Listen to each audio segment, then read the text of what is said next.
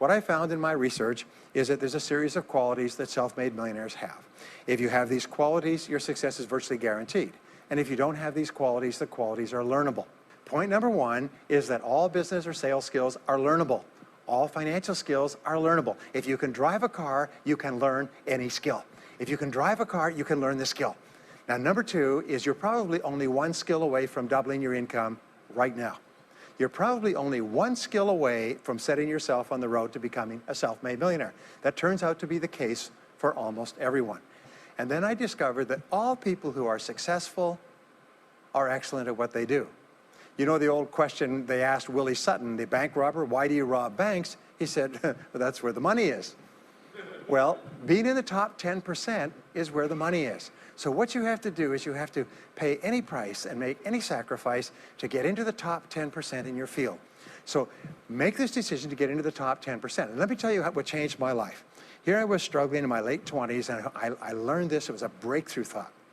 Is that everybody's in the top 10% started in the bottom 10%.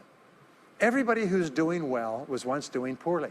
Everybody who is at the top of your field today was once not even in your field at all and didn't even know it existed.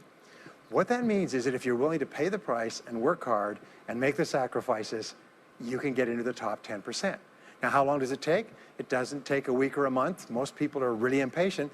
And to achieve mastery in your field takes 5 to 7 years. People say 5 to 7 years. Geez, I'll be 5 to 7 years older before I start enjoying the big rewards. Well, how much older will you be in 5 to 7 years anyway? Now, here's an important point. Are you ready? The time is going to pass anyway. The time is going to pass. 5 to 7 years from now, 5 to 7 years will have passed. The only question is, are you going to be at the top of your field, or you're still going to be down there with the mediocre 80%? And the wonderful thing is this is nobody's better than you, and nobody's smarter than you.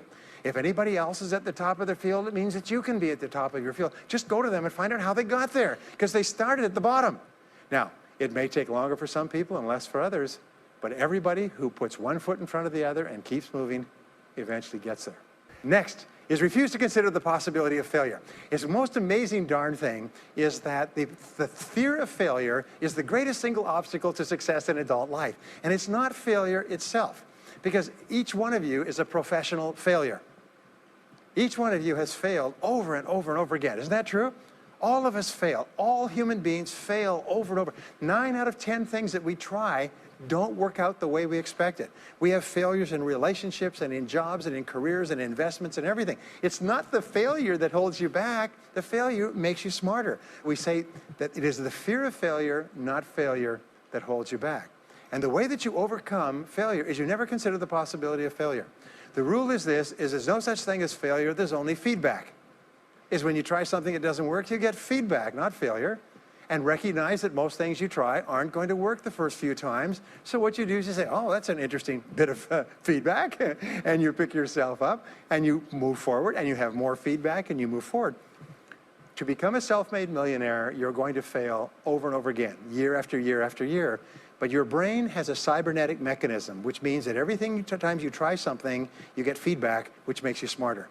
And when you try something else, you get feedback, which makes you smarter. And eventually, you reach the point where you're too smart and you stop making mistakes. You start to do more and more things right and fewer things wrong. But you can't get there unless you have experienced the failures. Henry Ford once said that failure is merely an opportunity to more intelligently begin again. Now, let me pass on one great rule to you, which has been discovered in interviewing self-made millionaires. Self-made millionaires look into every failure for something good. They say there's got to be something good in this that I can benefit from, and surprise, surprise, they always find it. Second is self-made millionaires always seek the valuable lesson in every setback or obstacle or temporary failure, and they always find the lesson. Now, what do failures do? Failures whine and cry and think about what they've lost and blame their problems on someone else. Successful people say, what can I learn from this that will make me smarter next time? And my promise to you, those who seek find, is that if you go looking for a valuable lesson in the biggest problem that you're facing today, you'll always find the lesson. Here's another possibility. Your biggest problem today could be the biggest gift that you have ever received, because it may contain within it the lesson that will make you successful. If you stop thinking about what happened and who's to blame, and you start looking for the gift within your problem, sometimes it can transform your life.